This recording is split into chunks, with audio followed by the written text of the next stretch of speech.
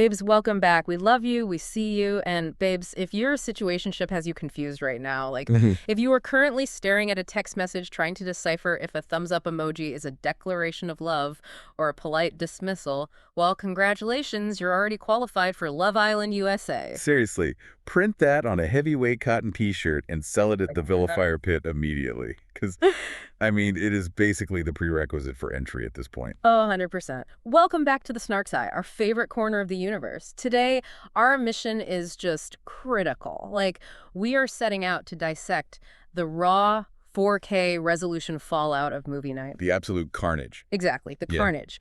We are going to analyze the exact anatomy of a reality television betrayal, examine all the psychological defense mechanisms these islanders use when they are backed into a corner, and figure out why on earth anyone thinks a secret kiss is equivalent to a corporate networking event. Which is going to be a complete masterclass in cognitive dissonance, honestly. And to properly prepare for this level of psychological warfare, we have fortified ourselves. We absolutely have. Snark Squad, we have our passion fruit margaritas on deck, freshly shaken, a very generous pour of tequila, crushed ice, and a heavy salt rim. And babes, I have to tell you, the sensory experience of this drink is completely deceptive. Oh yeah, it is a trap. It totally is. It tastes like a vacation in a glass. Like, the passion fruit is so bright and sweet, I am instantly transported to a shaded cabana with a gentle ocean breeze. Yeah, a cabana where terrible, life-altering decisions are being made. Just to be abundantly clear, these margaritas are giving pure, chaotic Casa Amor energy. They really are. Like, the sweetness completely masks the tequila, right? So it creates this false sense of security. Yeah. It is the beverage equivalent of a guy telling you he's just looking for a connection right before he ruins 3 separate lives. Yes. Literally one sip. And I feel a dangerous urge to pull someone for a chat and just dismantle a happy couple. They are dangerously good. It's liquid delusion. You think you are just having a sweet little tropical moment, and then suddenly, you are crying on a beanbag chair over a boy you have known for 96 hours. Which is exactly the energy we need today. Right, because to be completely transparent with you all, we both had absolute, unadulterated chaos at work today. Oh my gosh, it was a disaster. A literal Category 5 hurricane swept through both of our dental clinics. It was so bad. People assume dentistry is this serene profession, They picture us staring at molars in a quiet, sterile room, listening to soft jazz. They do not comprehend the sheer psychological warfare we navigate on a daily basis. They have no idea. The general public is a wild, untamed beast. Literally. Today was just one of those days where the atmospheric pressure was off. Like, the energy was just erratic. Like, my most stressful moment today, I had a grown adult patient. We were talking about someone with a mortgage, a retirement portfolio, and a sensible hybrid vehicle.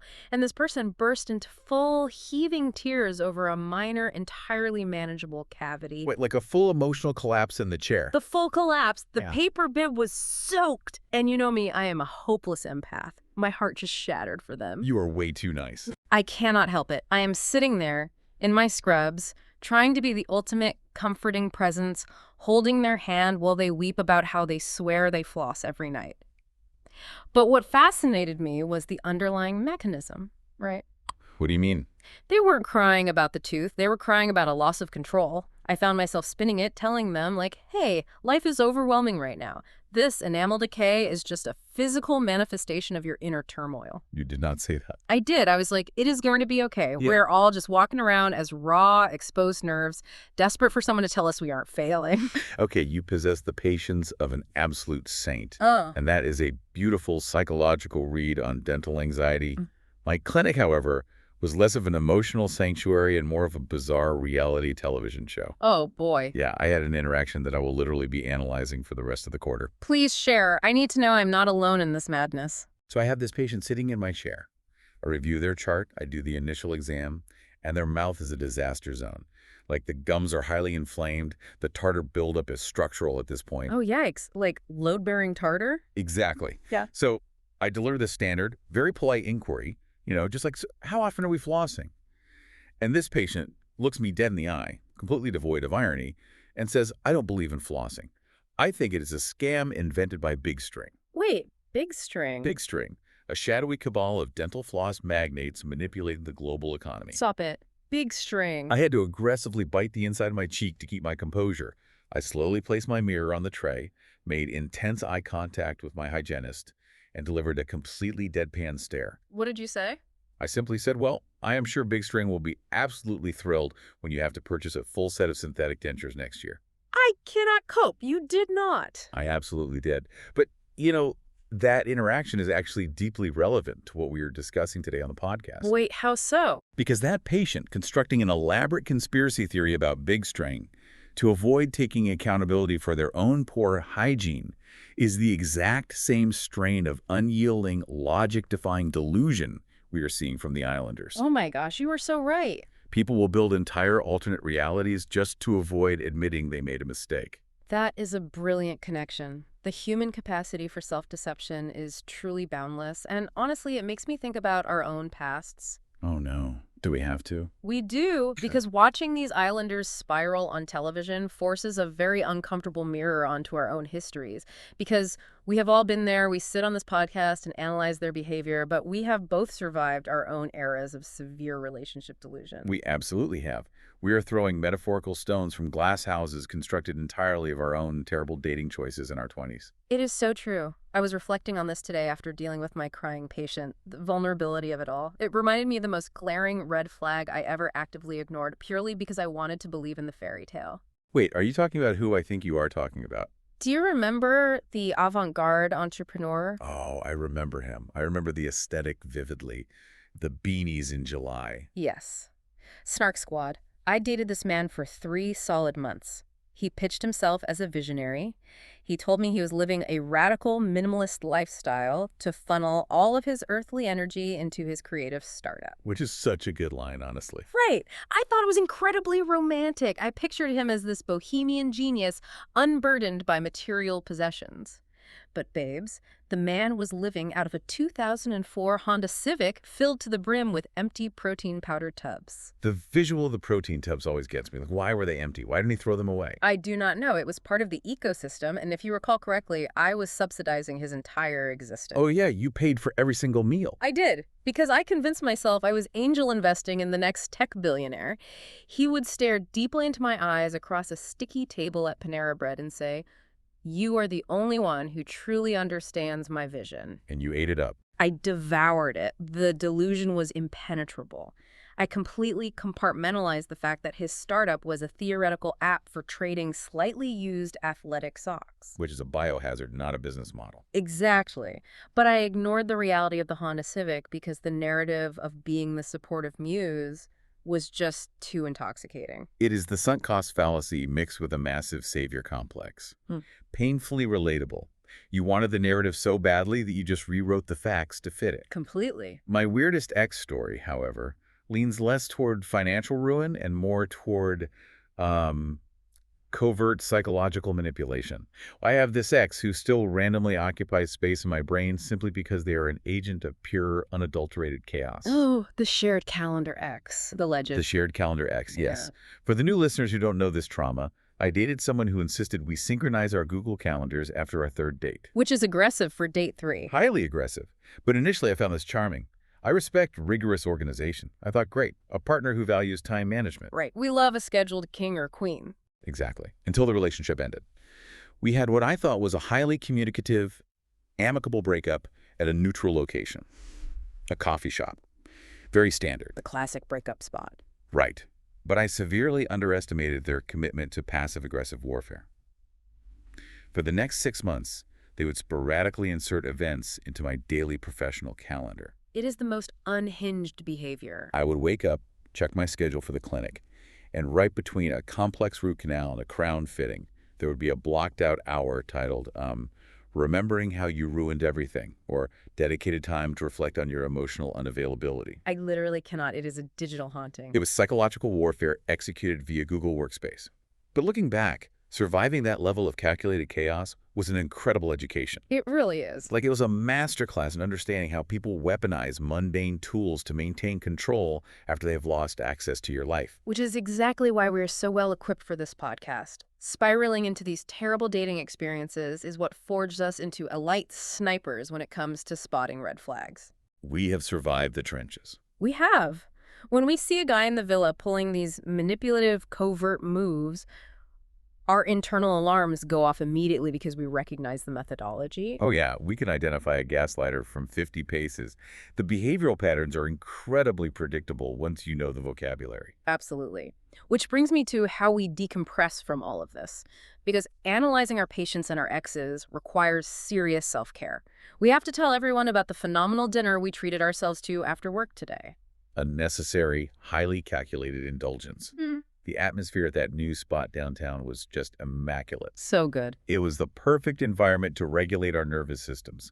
Low amber lighting, heavy velvet booths that absorb sound, and an ambient soundtrack designed to drown out the memory of Big String. It was a total sanctuary. Yeah. And we did not hold back on the order. We started with the crispy truffle fries, perfectly golden, served with an intensely rich garlic aioli. The structural integrity of those fries was flawless, not a soggy one in the batch. Never. Then, the spicy vodka rigatoni, which had exactly the right amount of heat to cut through the cream. But the crowning achievement, the absolute best bite of the entire evening. The burrata, unquestionably. The burrata with the hot honey drizzle and the thick-cut charred sourdough, oh my gosh. The contrast of the cold creamy cheese with the sharp spicy honey and the smoke from the bread. It was a symphony of textures. We are absolutely returning. But it actually sparked a very intense debate between us over what constitutes the ultimate summer comfort food, because as much as I appreciate a high-end Italian experience, summer comfort food exists in its own distinct category. It is a totally different culinary philosophy. You cannot compare rigatoni to July food. Yes.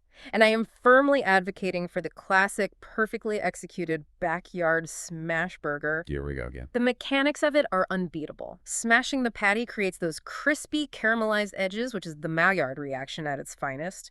The American cheese melting perfectly into the crevices of the meat, a heavily toasted brioche bun to hold it all together, and a very aggressive pour of secret sauce. It is a lot of grease. That specific combination of grease, salt, and crunch is the definitive taste of summer. Okay, I acknowledge the science of the smash burger.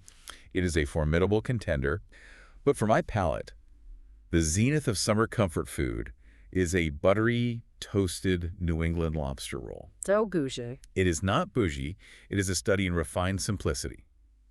The lobster meat served perfectly chilled, tossed with only the most microscopic suggestion of mayonnaise, a brunoise of celery for crunch, a heavy squeeze of fresh lemon, all nestled in a split-top bun griddled in butter. Okay, that does sound amazing. Served alongside deeply crunchy kettle chips.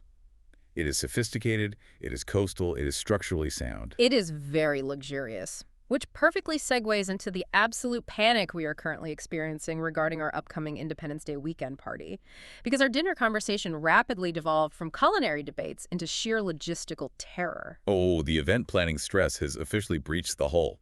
We are taking on water. We are fully spiraling. We are attempting to finalize the menu, which currently exists as a sprawling 3-page color-coded Google document. It is a monster. We are obsessively checking 4 different meteorological apps, praying the weather cooperates. Because, babes, if a thunderstorm hits, we are going to have 45 people crammed into a living room designed to comfortably seat 8. It will be a fire hazard and a social nightmare. Exactly. Please do not manifest the rain. I am already expending all my mental energy on curating the perfect sonic landscape. A party playlist requires incredible precision. You take it so seriously. It is serious. It must transition seamlessly from mid-afternoon poolside ambient chill to the sun is setting, let's elevate the tempo, to the final phase of we are legally required by municipal noise ordinances to stop playing aggressively loud bass at 11 p.m. It is a delicate, fragile ecosystem. It really is. And then we have the lawn games. We have cornhole, giant Jenga, bocce ball. We are trying to map out the spatial requirements in the backyard. Which is a math problem I did not sign up for. Right. We are healthcare professionals, not certified event coordinators. I am staring at this guest list, interrogating our choices. Did we truly need to invite the entire front desk staff from both of our respective clinics? In retrospect, perhaps not. We cast the net way too wide. And the crux of our dinner debate was predicting which one of us is inevitably going to crack under the pressure on the morning of the 4th. Oh, we know who it is going to be. Like, who will be sprinting through the grocery store aisles, visibly sweating, searching for a highly specific brand of artisanal hot dog buns, while the other remains at home, serenely sipping a margarita by the grill. Let's be radically honest with ourselves. I'm going to be the one having a minor psychological event in the produce section because the watermelons lack the correct acoustic hollow sound when tapped. That is so true. And you are going to be at the house, meticulously organizing the paper napkins by color gradient. That is an incredibly accurate behavioral forecast. I accept my role. But babes, enough about our own relationship trauma and party planning spirals. Let us get into the villa. Because somehow, against all conceivable odds, these islanders are making decisions that dwarf our worst mistakes. Oh, the lack of self-preservation on display is staggering. Let's begin with the pre-movie night fallout, the morning after the speakeasy reveals. The false peace. The calm before the absolute devastation, right out of the gate, before the dust from Casa Amor has even settled into the artificial turf. Kenzie pulls Dylan aside to confess what transpired with Gal up in the hidden room. This conversation should be studied in communications courses as the definitive guide on how not to deliver devastating news. Yeah. It was agonizing. It was so difficult to watch because of the mechanics she employed. Kenzie sits him down, and she utilizes a tactic called trickle-truthing. Yep. The absolute worst. She doesn't just rip the Band-Aid off. She peels back the layers of her betrayal with this bizarre corporate detachment. It was like she was presenting a quarterly earnings report to a hostile board of directors. A staggered release of terrible information designed entirely to protect her own ego, not his feelings. Exactly. She begins by minimizing. She admits they had a conversation. Then she pauses, monitors his reaction, and adds, well, you know I love physical touch, so there was some touching. Which is such a wild way to phrase that. Right. She frames it as a quirk of her personality rather than a choice. Then she drops the next breadcrumb. She says, oh, and at the end, we kissed. And only when Dylan presses her, only when he forces the issue, does she finally admit it was a prolonged, passionate makeout session. She just keeps dropping the floor out from under this poor guy, inch by agonizing inch. It is a deeply manipulative defense mechanism. By releasing the truth in increments, she forces Dylan to repeatedly process new levels of betrayal. It is exhausting. It really is. She is managing the public relations of her own infidelity in real time, hoping that if she breaks the bad news into smaller pieces, the overall explosion will be smaller. It is incredibly selfish. And I felt so incredibly emotional for Dylan in this moment. You could physically see his nervous system shutting down. Like, the man had a full frontal emotional breakdown. Oh, he was going through it. His lip was actively quivering. He was staring off into the middle distance, trying to disassociate, and he was aggressively wiping away tears. He genuinely believed they were building a real future. Wait, a real future. They had just been discussing what their first date outside the villa would look like. He felt so deeply foolish for allowing himself to be vulnerable. Okay, I hear your empathy, and I am not entirely devoid of compassion, but I have to apply some analytical pushback here. I am ready. What is your read? We must contextualize the timeline. Are we completely ignoring the fact that they have known each other for roughly 168 hours? Time moves differently in the villa. I observed the tears, or at least the aggressive friction applied to the tear ducts, but I have to question the absolute authenticity of that emotional collapse. Is Dylan genuinely heartbroken after a week? Or is he experiencing a severe ego injury and leaning heavily into the role of the victim because he knows the cameras are rolling? You think the tears were performative. You don't think he was genuinely crushed? I think he was crushed, that he got outplayed. I think his pride was mortally wounded. But weeping over a woman whose last name you probably just learned, it felt slightly calibrated for audience sympathy. Wow, cynical much. Just a little. However, setting my cynicism aside, I will give Dylan massive credit for the sheer logical rigor of his argument. Because through the quivering lip, he delivered a devastatingly sharp thesis statement. What was the specific point that stood out to you? He looked at Kenzie and said, there is no reason to keep exploring, because exploring is for when you are unsure. Oof, bars. And he had operated under the assumption that they were sure. That is a bulletproof, irrefutable argument. If you feel compelled to secretly make out with a secondary option in a hidden room just to figure out if you actually like your primary partner, well, your baseline level of affection is insufficient. The test itself is the answer. It is brilliant logic. It cuts right through the reality TV jargon. And Kenzie's defense in response to this ironclad logic. The delusional framework she constructs in the confessional afterwards is mind-bending. True. She claims she genuinely did not expect him to be upset because, in her internal reality, they aren't exclusive yet. She is weaponizing semantics to absolve herself of guilt. She is. And then she drops the most unhinged, culturally significant quote of the entire season. She looks directly into the camera and states that, to her, a kiss is like a handshake, a mechanism to test the chemistry. I paused the television. I had to walk around my living room to process that statement. A handshake. A business handshake. Literally a handshake. I have navigated the professional workforce for years. I have attended continuing education conferences. I have negotiated leases. I have never once initiated a prolonged, open-mouth, make-out session with a dental supplier to finalize a purchase order for composite resin. Can you imagine the HR nightmare? Pleasure to meet you, Steve, from accounting. Let's swap saliva to confirm our corporate synergy. It is the absolute peak of delusion. It is an emotional firewall. She is using the sterile transactional language of corporate America to distance herself from the deeply intimate, messy reality of her actions. Exactly. She wants the ego boost of two men fighting over her, but she refuses to accept the emotional responsibility of being the villain. So she rebrands a betrayal as a handshake. It is solipsistic genius. And the ripple effect of this handshake was catastrophic for the social fabric of the villa, because in an environment built on gossip, a secret never stays hidden. Kata ends up finding out about the kiss with Gal, and crucially, Kata is the one who relays this information to Jen. Kenzie, Jen's supposed best friend, says nothing. Which convenes an emergency session of Girl Code Court. The prosecution of Kenzie by Jen. Yes, and we need to analyze Jen's reaction here because it reveals so much about the hierarchy of needs in the villa.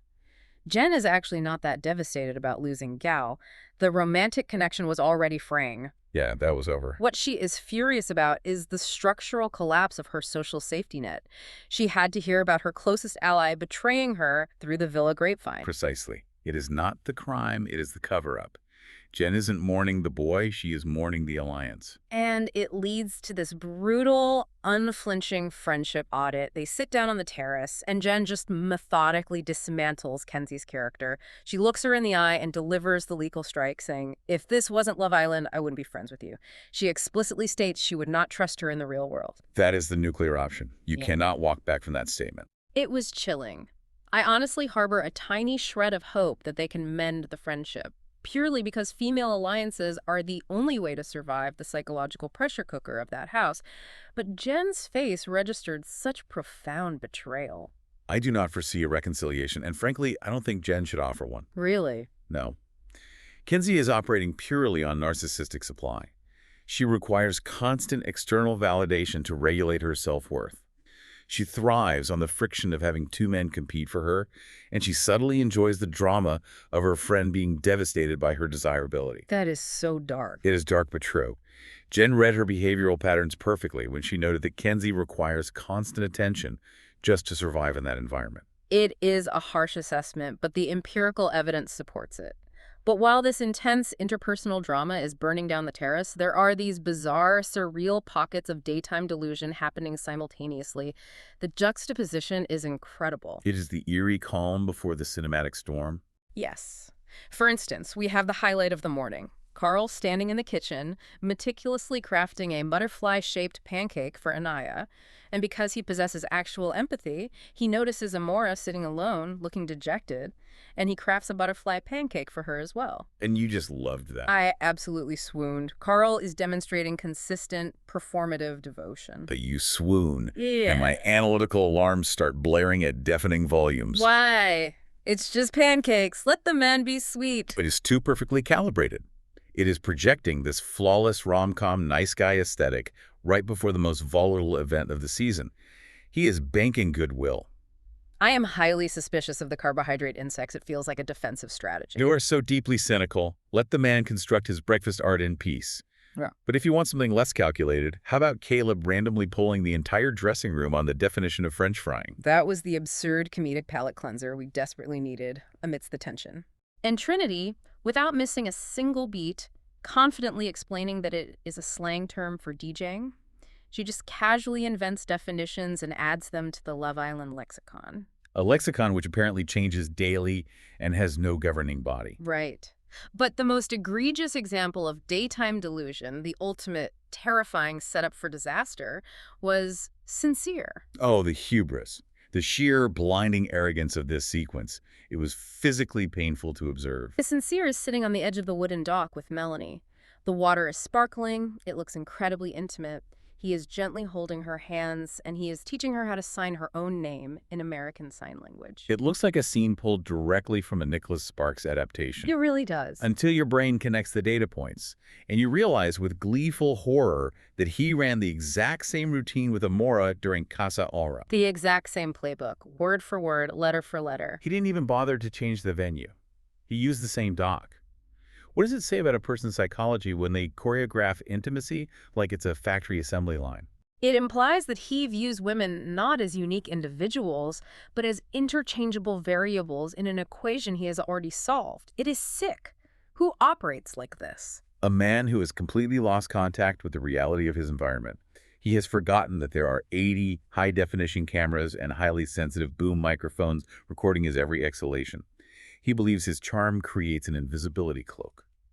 And then, to compound the delusion, Sincere marches over to Anaya and declares that he is going to close things off with Melanie.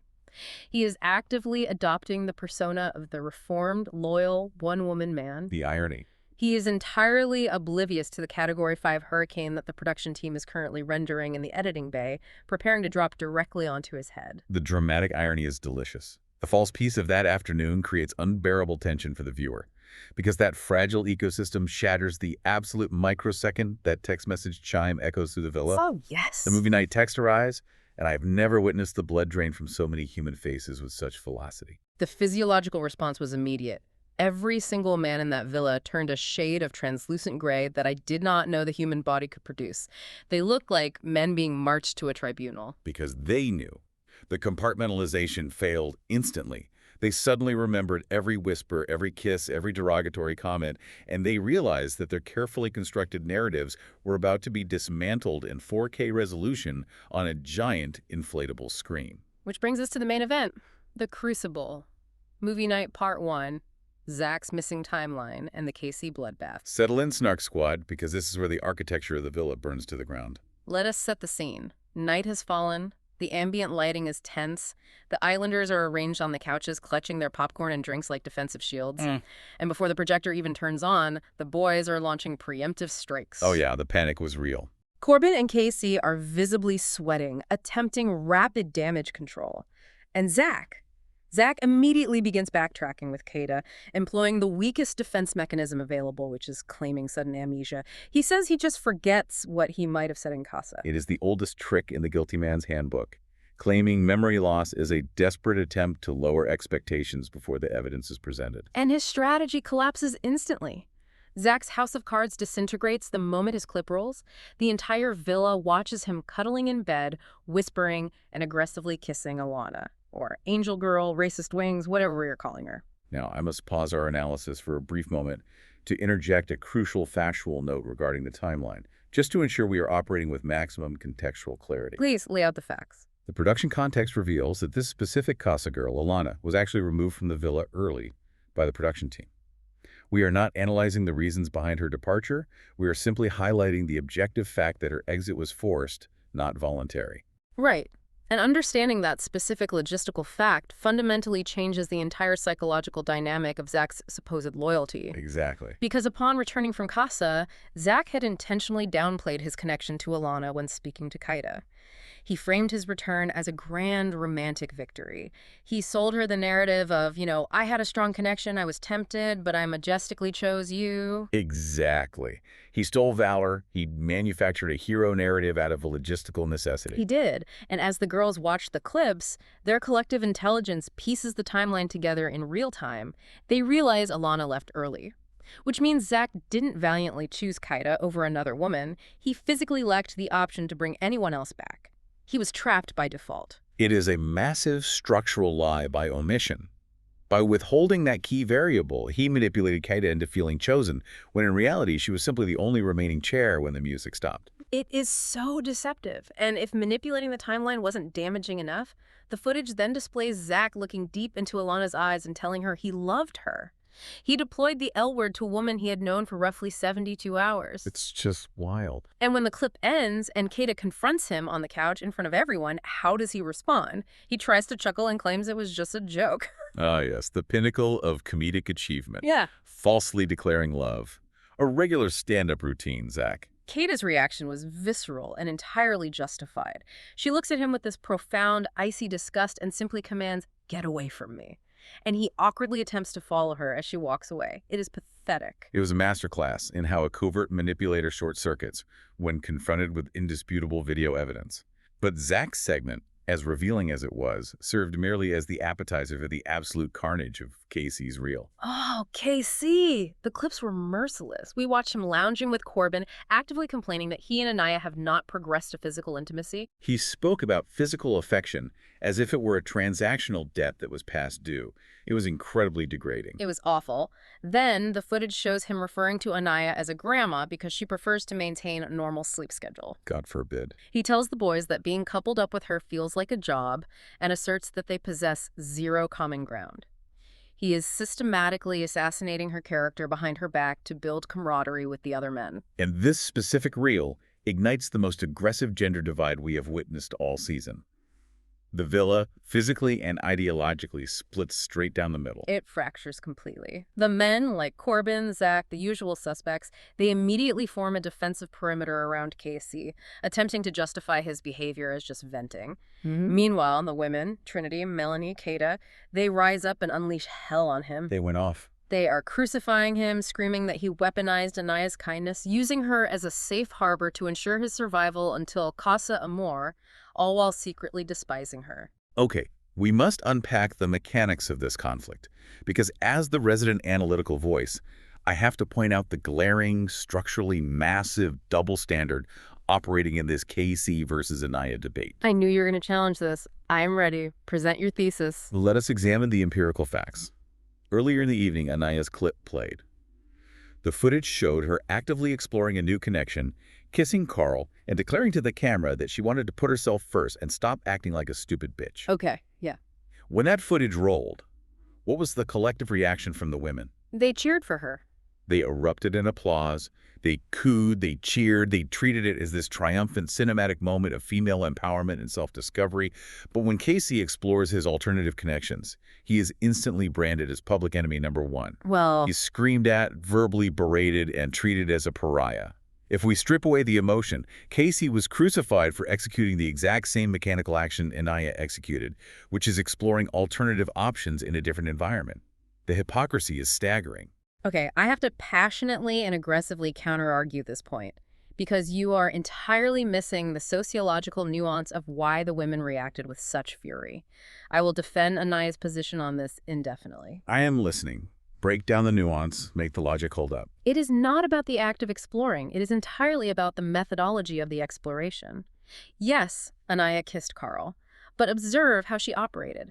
She did not sit in the Casa Amor dressing room denigrating Casey to the other women. Sure. She did not mock his personality, call him derogatory names, or frame his presence as a suffocating burden. Casey, conversely, chose cruelty. He was profoundly disrespectful behind Anaya's back. He demeaned her core character, he called her a grandma, he stated she felt like a chore. I mean, his word choice was poor.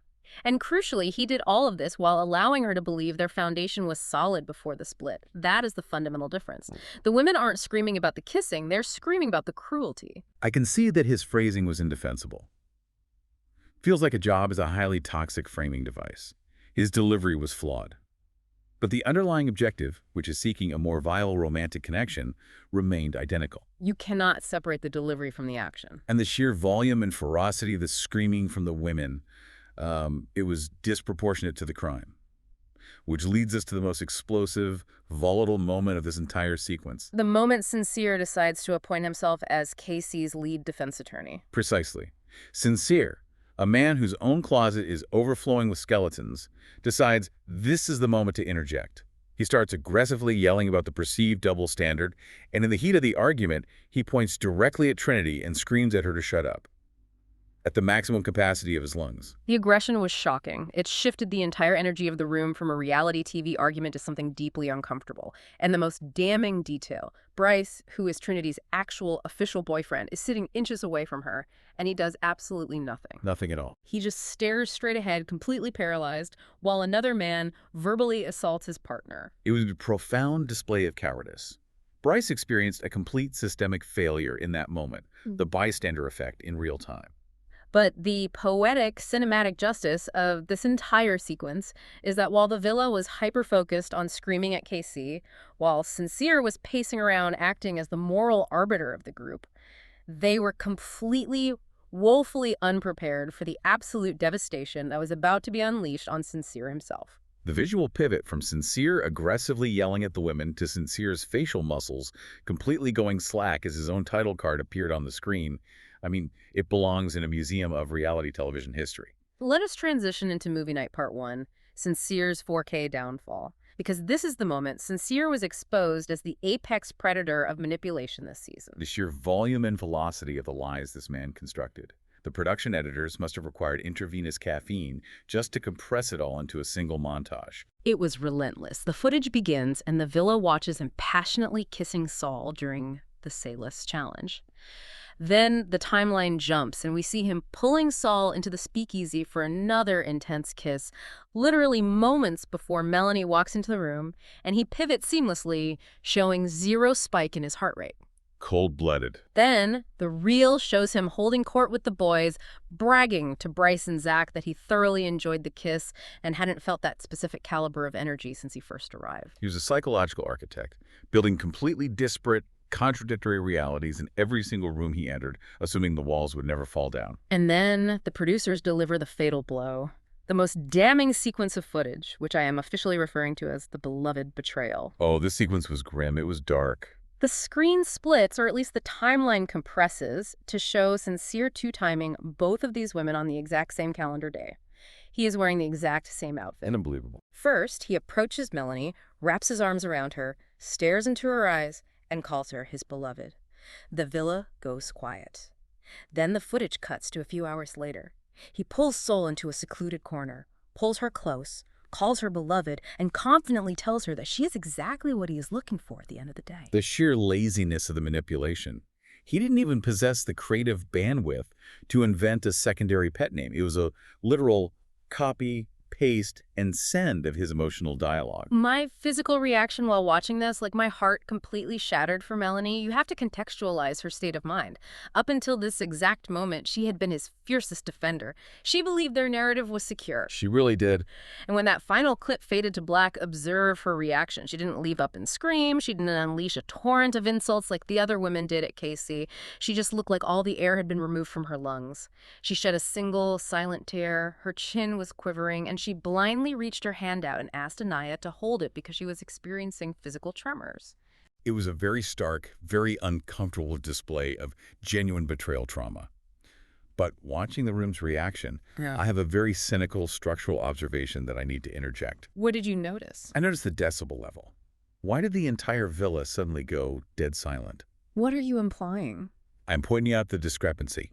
For 20 consecutive minutes prior to this, the women were out of their seats, veins popping in their necks, screaming at the top of their lungs at KC. Trinity, Kata, and Melanie herself were delivering absolute hellfire onto Casey for calling Anaya a grandma and kissing someone else. True, they were loud.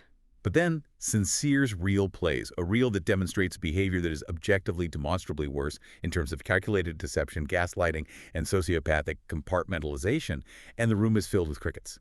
Well, Nobody yells at Sincere. Nobody stands up and calls him trash. The women completely lost their voices. that is a factual observation. The room was totally silent. It is massive structural hypocrisy. My analysis is that the silence is driven by proximity. Melanie is currently sitting right next to Sincere Kelsey. They are still an active couple. Anaya and KC were already fractured. I see what you were saying. The women felt comfortable attacking KC because Anaya was no longer claiming him. But screaming at Sincere requires forcing Melanie to confront her own humiliation in real time, making it socially awkward. So, they chose silence. It perfectly highlights the selective outrage that governs the villa. I interpret it slightly differently. I believe the silence was a product of pure neurological shock. When you witness someone behaving with that level of blatant, remorseless sociopathy, it literally takes your breath away. The brain cannot process the audacity fast enough to formulate a scream. I don't know about that. Furthermore, Melanie was visibly in acute distress, so the women intuitively shifted their energy toward comforting her rather than attacking him. But regardless of why it was quiet, the silence allowed Sincere to mount his defense. And his apology, if you can even classify it as such, was the final insult to our collective intelligence. Ugh, yes. The yapping apology, a masterclass in linguistic evasion. He simply strings empty, multisyllabic words together to create the illusion of accountability. He stands up, puffs out his chest, and says, "I tend to say a lot, and it means a little bit." What is the mechanical function of that sentence?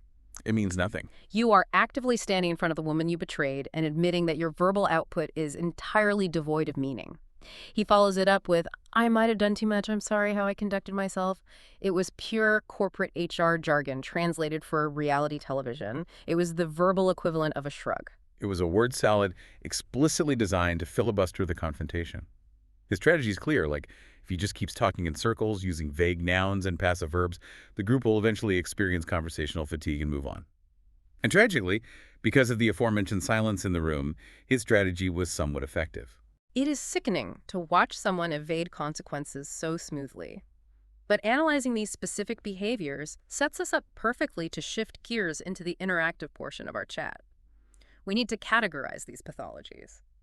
Let's dive into our first topic of debate, delusion of the day. This is my favorite analytical exercise. And given the sheer volume of psychological distress in this footage, the field of contenders is incredibly crowded. We have to isolate the single most unhinged romantic delusion presented in this footage. I will present my case first, because this specific delusion has hijacked my brain chemistry since it aired. My nominee for delusion of the day is Kenzie. A very strong, fundamentally flawed candidate.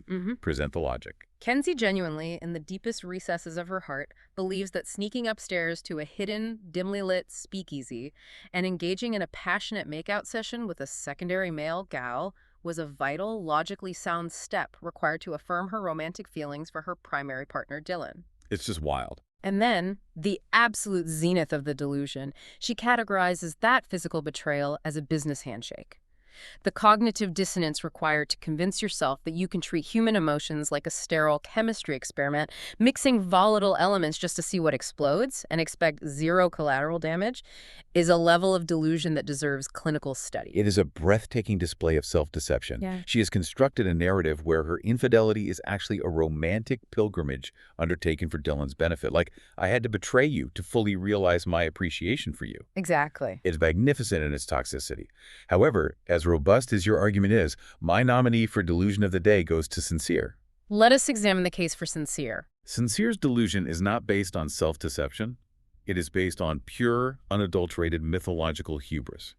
He genuinely believed that he could execute the exact same highly choreographed romantic playbook, down to the specific location of the dock and the specific curriculum of teaching American Sign Language, on 2 different women within a span of 72 hours, while residing on a highly monitored national television production equipped with military-grade surveillance technology.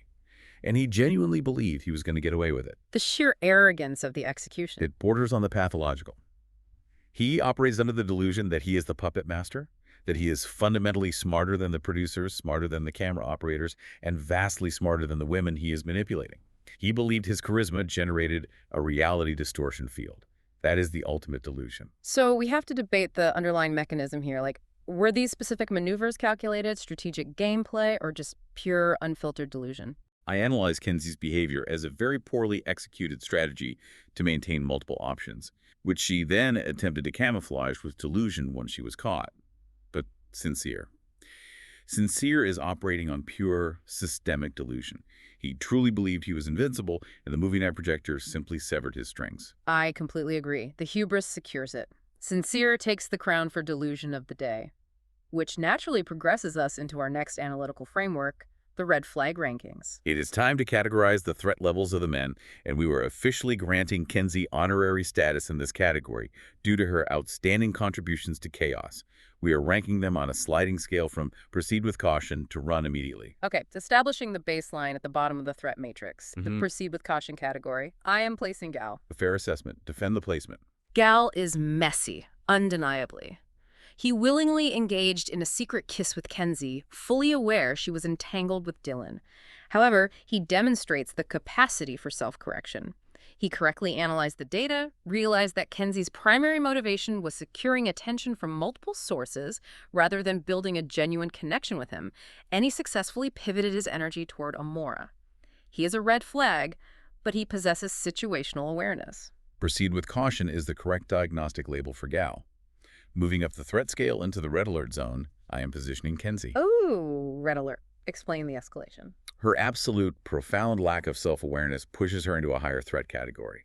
The callous manner in which she handled Dylan's emotions was damaging, but her catastrophic timing and total lack of transparency with Jen, her designated ally in the house, elevates the danger. That is so true. Right. If a person is willing to blindside their closest social support system in a high-stress environment over a man they view as nothing more than a handshake, they lack fundamental loyalty. She's a walking hazard sign. The logic is sound.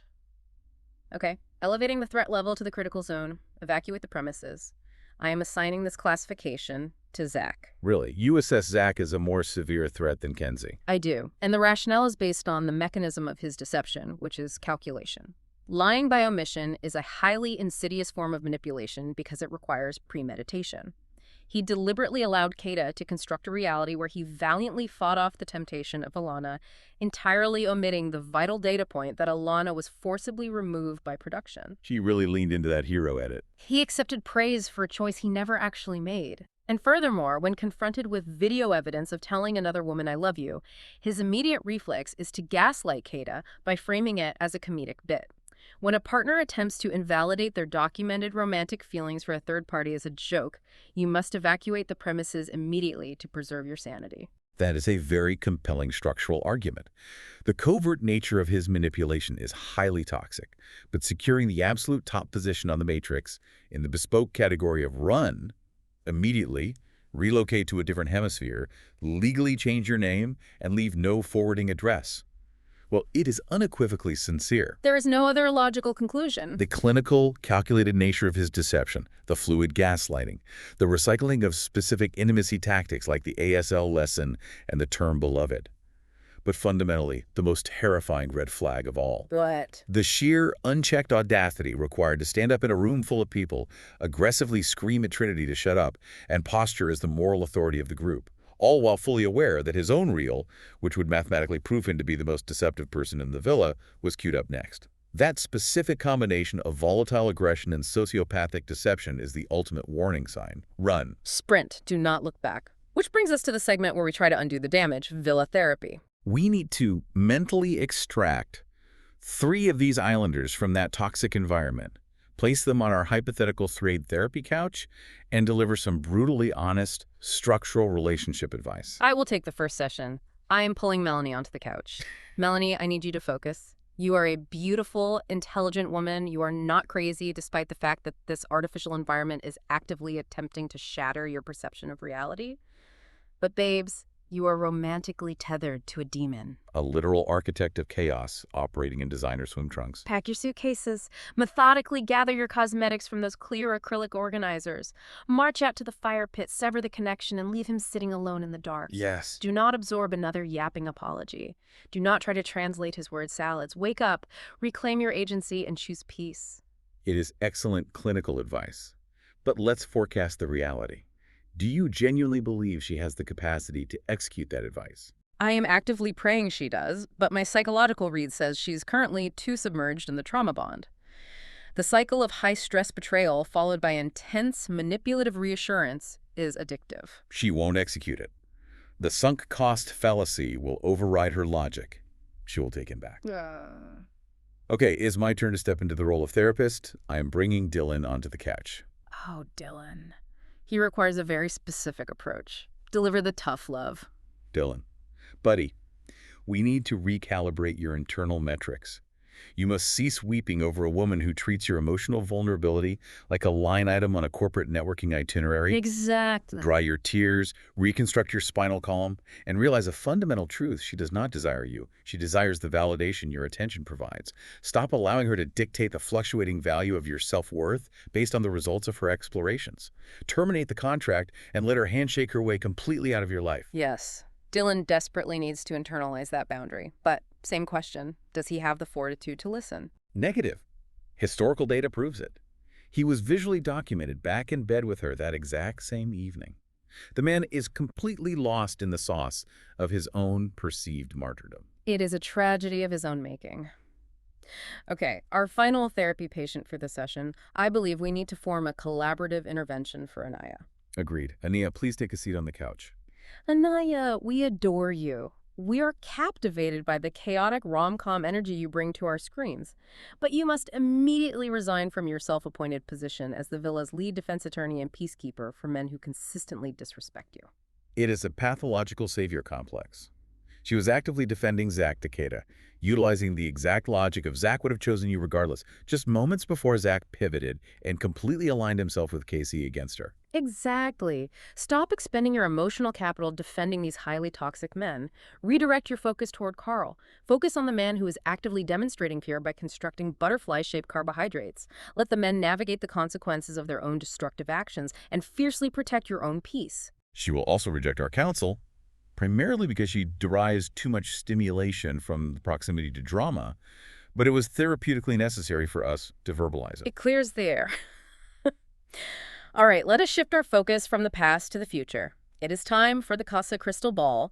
We must generate specific, actionable predictions for the remainder of movie night and the subsequent fallout. I will initiate the forecasting with a bold prediction.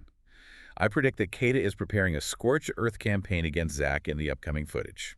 I observe her currently processing the complex mechanics of his lie by omission. Once her brain fully synthesizes the reality that he played her for a fool by weaponizing Alana's forced departure, she is going to publicly, loudly, and surgically dismantle his ego and dump him. I am manifesting that outcome for her with every fiber of my being. That would be elite television. Okay, my prediction concerns a secretly strong couple.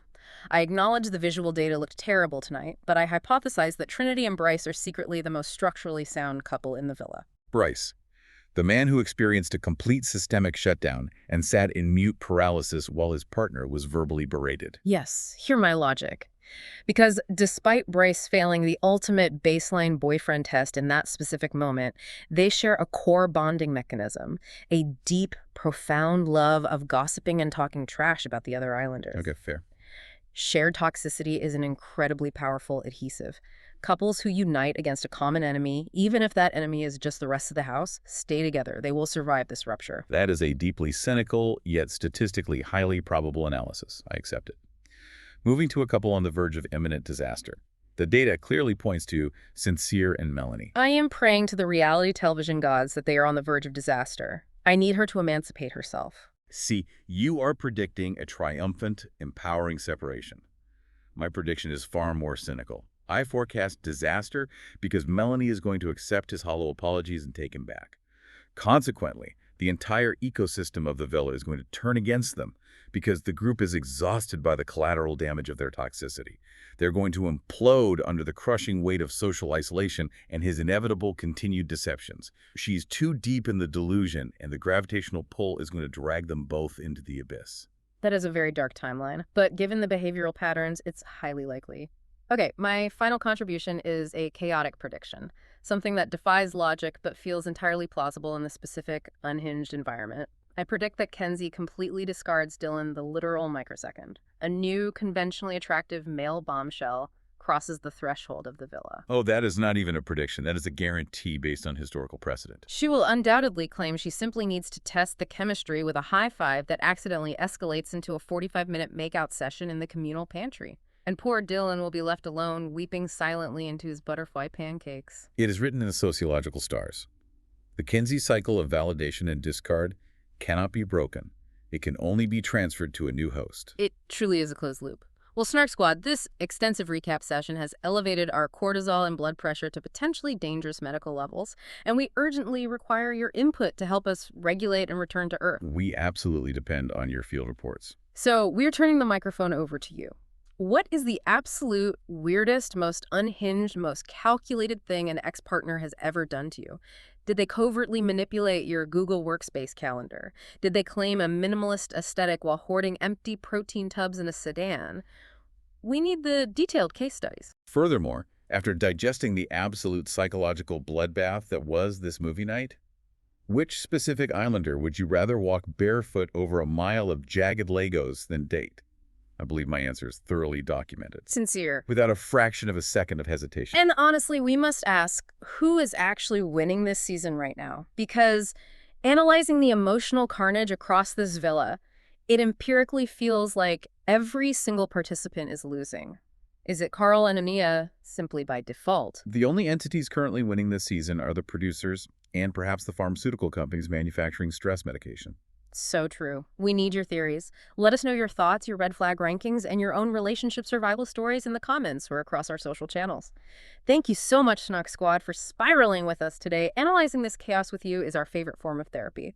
Please ensure you subscribe to the feed, leave us a glowing 5-star review so we can continue to finance these elaborate passion fruit margaritas, and immediately share this chat with your messiest bestie, who desperately needs to hear our breakdown of the business handshake before they text their toxic ex. Yes. Protect your friends. Until next time, babes, stay flirty, stay delusional, and we will see you on the snark side. But seriously, exercise extreme caution with the passion fruit margaritas. The Casa Amor energy is real, and it will compel you to make questionable choices. Pure chaos. Cheers, babes.